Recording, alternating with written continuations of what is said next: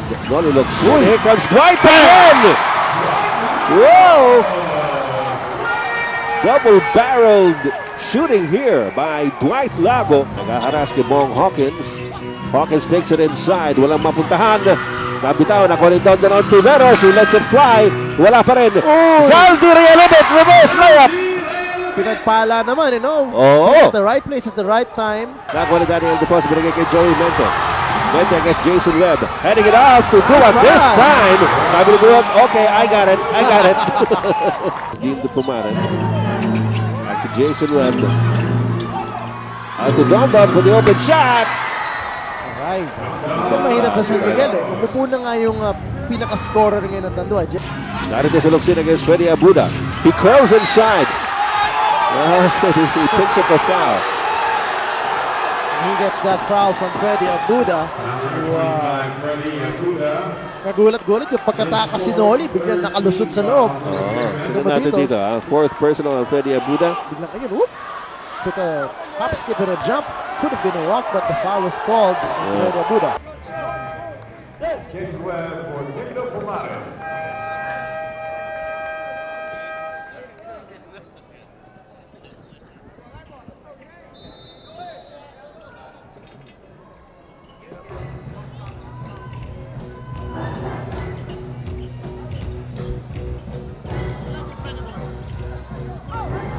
Office Warehouse. Presyo at quality mula sa school hanggang office. Samantala, ito si Dondon Tiveros. Medyo hindi natin nakita at hanggang third quarter. Oh, well, but showing us that he still has that hot hand. Hitting that from the outside. And Tanduay still continuing to shoot very, very well from the outside. Well, Tanduay really capitalizing on the fact that they have the deeper bench in this game. As a matter of fact, San Miguel Beer doesn't have much of a bench to speak of dahil maraming ang kulang sa kanila, no? And have 9 active players playing as Dondon Tiveros comes up with another 3-point shot, and a trip for 2 to Hong Kong is just a PLDT IDD call away. Join PLDT IDD's Hello Billy, Hello Hong Kong promo. See posters and print ads for details. And now Tanduay really threatening to break this game wide open. Aba, gumanti naman si Joey Mente with his own PLDT IDD long distance shot. Jack, like to remind you again that a trip for 2 to Hong Kong is just a PLDT IDD call away. Join PLDT IDD's Hello Billy, Hello Hong Kong promo. See posters and print ads for details. San Miguel really needed that shot as Jeffrey continuing to, let's say, intimidate his opponent. Ano naman yung mga Psy Wars in the PBA. You see a lot of the trash talking. Dito rin meron tayo. As you see the quarter scoring, Tanduay consistently over 20 points and had a big third quarter, 25. Samantala, San Miguel has been dipping since that first quarter and only had 17 in the third. And those stats are brought to you by QuickTime, the all-in-one glue technology by Loctime. Third foul on Joey Mente. 72-59. This is now a 13-point lead for Tanduay Gold. Ito na si Dondon Tiveros. Titira na naman from the outside. Wala, and Dwight Lago picks up the loose ball para sa San Miguel Beer. Lago pulls up. Out to Joey Mente. Mente takes it inside. Oh, handoff. Hindi nakala ni Duwat. Nagulat siya. Well, that's what you get now when you don't play as often. So hindi rin sana itong regular unit na San Miguel of the way Joey Mente plays. Oo. Nakala talaga ni Duwat. Panira na yun, di ba? So it was a strong drive and he should have taken that shot, but he really opted to drive and dish to Duwat, who had a good spot under the basket. Libre na naman si Dondon Tiveros. And Tiveros now with 16 points in the game. And he didn't score in the third quarter. Partida pa yun. And the lead is 15 for Tanduay Gold. Double team to Ildefonso. Here's Velasco. Out to Mente. Dwight Lago, 3-point shot. Yes! PLDT IDD long distance shooting here from both ends of the court. Well, at least, no? The 3-point shots of San Miguel keeping their heads above water, keeping them in this game. Manageable distance, but still a 12-point lead though for Tanduay. There was a tap by Daniel Deponso, pero napulot muli ni Zaldi Realubit. Binigay kay Carriazo. Carriazo against Velasco. Rebound. Nakuha ni Daniel Deposo. Binigay kay Joey Mente. Mente against Jason Webb. Heading it off to Duat this time. Sabi ni Duat, okay, I got it. Well, I don't know, for some reason, the crowd really egging on Joey Mente. Nagtutulakan pa rin sila ni Jeffrey Carriazo eh. Seems to be the favorite here, and a nice assist there by Mente to the trailing Rob Duat. Meanwhile, Jason Webb takes it inside and into the hole. Rare occurrence there that Jason driving hard to the basket. Well, apparently, San Miguel did not expect Jason to do that. Samantala, Duat inside pass to Nick Velasco. Wala. And a loose ball foul on the rebound play. So, Zaldi Rielubit. Yes. Well, panira na yung kay Nick Velasco, kaso kailangan niyang ikaliwa dahil nakita nga niya nandun si Rielubit. Third foul on Zaldi. As we look at the CMG swipe of the game, ito simpleng-simple, Daniel Deposo, nagawa si Carriazo. You just saw the CMG swipe of the game from CMG, your provider of life insurance, pension, education plans, and the CMG Health Swipe Card. Meanwhile, meron pa tayong 8 minutes and 20 seconds remaining in the game. So now Jeffrey Carriazo is given a well-deserved rest. Wednesday before the Holy Week. Dito po sa inyong bayan ng superstars. Foul number 6, Noli Locsin. Samantala, Noli Locsin picks up his third personal foul. Noli Locsin, second team foul for the Rough Masters. Pareho nang may tigalawang team fouls itong San Miguel at Tanduay. Olsen Rosella. Mente looking at Daniel Deposo against Zaldi. Ilabas kay Nick Velasco. And Rhea Lubit. Pinront niya si Daniel Deposo and he expected that pass to come. Careless passing there by San Miguel. Those are things they have to avoid, especially if they want to make a run here at the Tanduay lead. Jason Webb to Don Tiberos. Here's Dean de Pumaran. Back to Jason Webb. Out to Don for the open shot. Alright. Ito mahirap na San Miguel eh. Umupo na nga yung pinaka-scorer ngayon ng Tanduay, Jeffrey Carriazo with 27 points. But they still have an awesome weapon on the court, which is another hot hand now. Don Tiberos already with 18 points in the game. And the lead of Tanduay is 14. Offensive foul is called. Offensive foul. Ito yung sugal, no? Ni Coach Joe Chico, masyado ng ganado at gigil to si Joey Mente. Kanina pa rin nakababad yan eh. And we have the score standing at 78-64 in favor of Tanduay. With 7:19 to go, we have this timeout.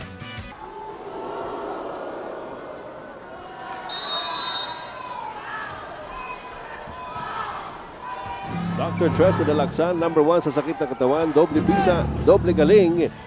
And a shot of the good crowd on hand for this Wednesday Whopper here at the PBA. Ano nangyari dito? May offensive foul. Offensive foul number 6, Noli Locsin. Si Noli. Pang-apat na yan, ni Noli Locsin. Samantala, we have 7 minutes and 10 seconds remaining in the game. It is a 12-point lead. They got a 14-point lead para sa Tanduay at 78-64. The preemptive foul there given up by Don Tiberos dahil alam niyang nag-double na doon si Noli who was guarding Velasco. So Velasco, the smart player he is, cut straight to the basket. Would have had a clear path unless Tiberos really hung on to his jersey. So 14 seconds on the shot clock for San Miguel in this play. Daniel Deposo biglang pumihit. Wala.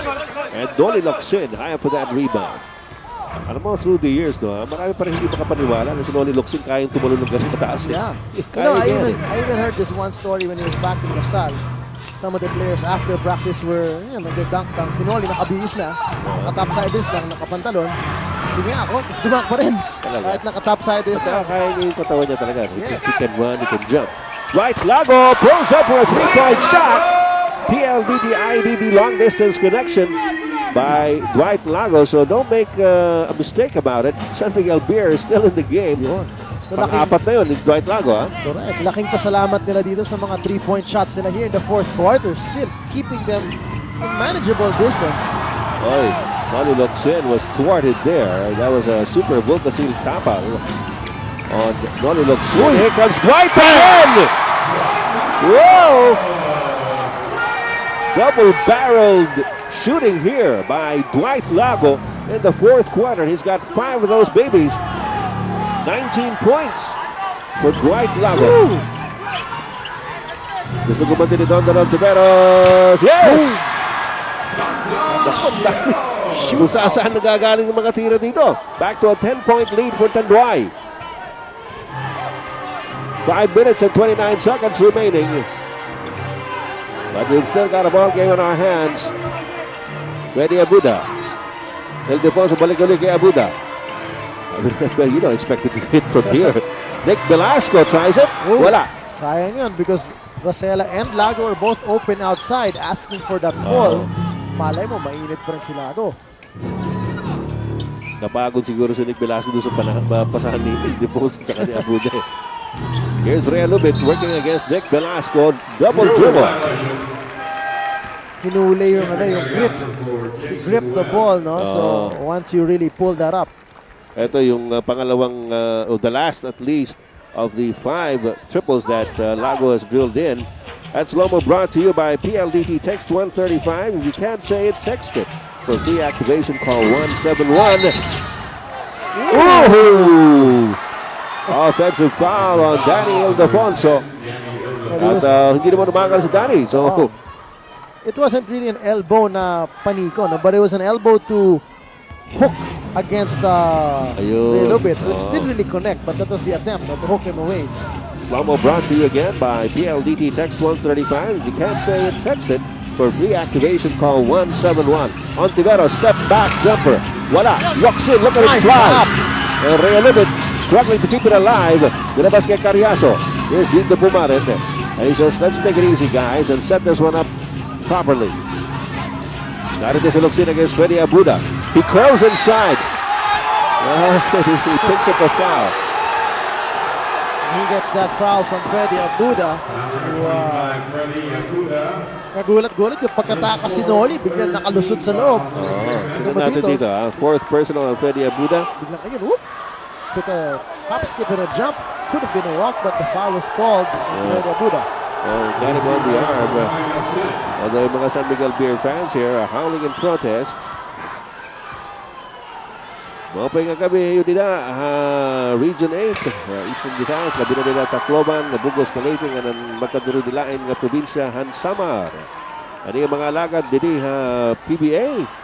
Ed Pigson po lamang kasama si DJ Manato kasi look at Ron Jacobs.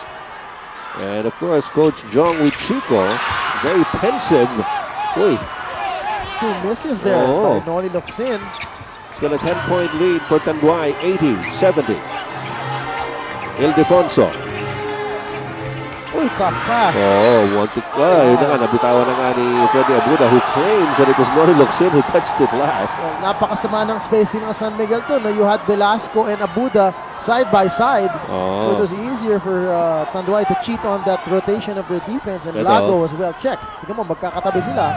Kaya kaya ni Locsin yung natapikin. But last touch, as the referee saw it, was on Abuda. 3 minutes and 50 seconds remaining in this game. Carriazo takes it inside in a tough situation, tough shot by Jeffrey Carriazo. He's got 29 points, strongly challenging his career high of 35. 12 na naman ang abante ng Tanduay with 3.5 minutes to go. And ano to, illegal defense? Yeah, illegal D called against Noli Locsin. That's right, so Noli Locsin ang tinawagan.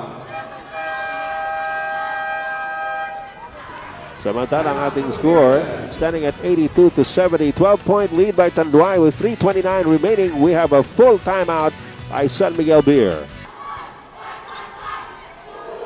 Also Marcelo for the technical free throw.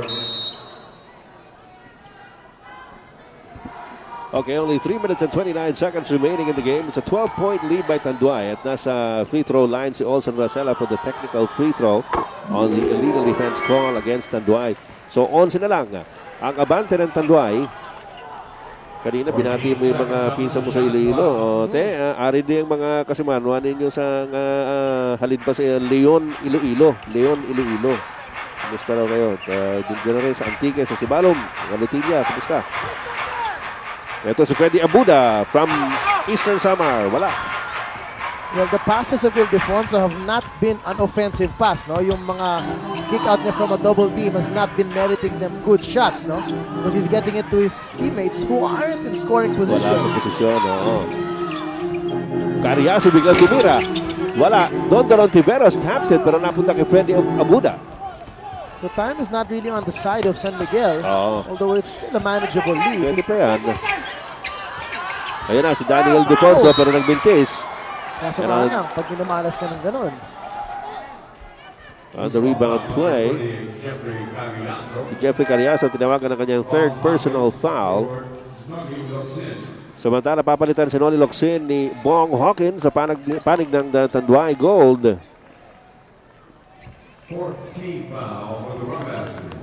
Apat na ang team foul ng Rum Masters, 3 sa San Miguel. Narito si Racela. Inside to Daniel Defonso. Biglang tumira. The baby hook. Wala. Wala. Medyo talaga, no? Wala sa stroke yung baby hook ni Daniel Defonso. Ngayon, normally, it's a very reliable weapon in his arsenal. But tonight, even against players who, you know, aren't really taller than him to hamper his vision of the ring. Ayaw talaga pumasok. Wala talaga. Cariaso. To Hawkins. 2 seconds on the shot clock. Hawkins puts it up, walang tinamaan. So, automatic turnover there. Ganun pa man, 2 minutes and 16 seconds na lang ang nalalabi dito sa larong ito, and it's still an 11-point lead by Tanduay Gold. Well, the good thing going for San Miguel, they have had their defensive stops, no? The last 2 trips of Tanduay, they've stopped it, but they themselves have not scored. So, status quo tayo. Dwight Lago takes it inside, handoff with the last moment to Nick Velasco. A 3-point play opportunity here for Nick Velasco. So again, don't count San Miguel out. Realubit in the meantime picks up his 4th personal foul as you watch it here from behind, hitting Nick Velasco. So siyam na lang ang hinahabol ngayon ng San Miguel with Nick Velasco at the line. Down to 8 points ang kalamangan ng Tanduay with exactly 2 minutes remaining in the 4th and final quarter. Dito Pumarin may tangan ng bola lamang kay Dwight Lago. Pumarin pa rin. Looking at Bong Hawkins. Pumupwesto na si Bong. Daniel Defonso medyo nagaharas kay Bong Hawkins. Hawkins takes it inside. Walang mapuntahan. Nabitaw na calling down on Tiveros. He lets it fly. Wala pa rin. Zaldi Realubit. Reverse layup. Pinagpala naman, you know. At the right place at the right time. The ball just fell right into his hands. And the presence of mind to bring it up right away. So again, a 10-point lead erected here by Tanduay. A minute and 24 to go. Ildefonso out to Dwight Lago. Lago puts it up. Medyo alahoy na tira. Bong Hawkins snatches the rebound for Tanduay Rhum. Alam mo, this is one instance wherein they are badly missing Danny Siegel. Yes. He's a shooter from the outside. Plus, he's 6'6", so even if a guy is running at him, he still has a good chance of getting a good look over those guys who rotate to him. Don Tiveros has it. Ang laki ng lakas ng kumpiyansa talaga ni Don Tiveros, no? Sa nga pala, no? Abangan niyo at the end of this game, we'll be choosing our Viva Mineral Water Best Player of the Game. Olson Racela. And Racela cuts the lead down to 10, pero sabi nga ni TJ, medyo na uubusan na pa ng oras itong San Miguel here. And Tanduay keeps its head above water. Makakaba. PLDT, IDD long distance shot pa ni Dindo Pumarin. As Tanduay will go up to 5 wins and 8 losses. Harapin nila ang Alaska. So may pag-asa pa sila maka 6 wins, no? Napag-iwanan na yung Santa Lucia who was stuck with 3 victories. 3-10.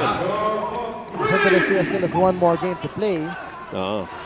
And that will be against Pop Cola. Pop Cola. And that's going to be an important game also for Pop Cola because they are now 7-5 in solo third place. And that will be their last game. So very important yung para sa Pop. More or less, that would... So actually, Pop Cola will have 2 more games, di ba? Yeah, they still have Barangay Ginebra, Ginebra, and then their last game would be Santa Lucia. So That's malaking right. bagay yun. So Santa Lucia can still play that spoilers role, no? Oo. And not allow Pop into the top 4s in our Magic 4. Remember, kanina, they gave it a real good go Yeah. against Batang Red Bull and gave the Thunder the scare of their lives with an overtime. Whoa!